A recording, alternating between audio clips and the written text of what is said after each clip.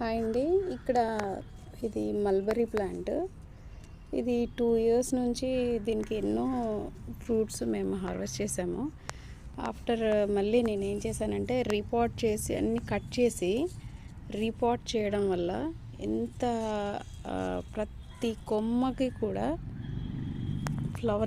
Flowering తోటి మళ్ళీ చక్కగా అనమాట. ఎంత ఫ్లవరింగ్ వచ్చిందంటే అంత ఫ్లవరింగ్ తోటి మళ్ళీ రీస్టార్ట్ అయిపోయింది మొక్క.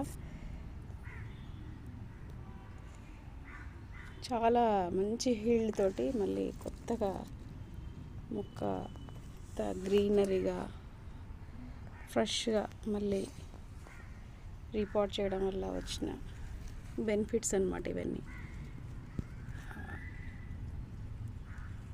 మొక్క చాలా అంత గ్రీనరీగాను హెల్తీగా ఉందని చెప్పడానికి రీపాట్ అనేది చాలా ఇంపార్టెంట్.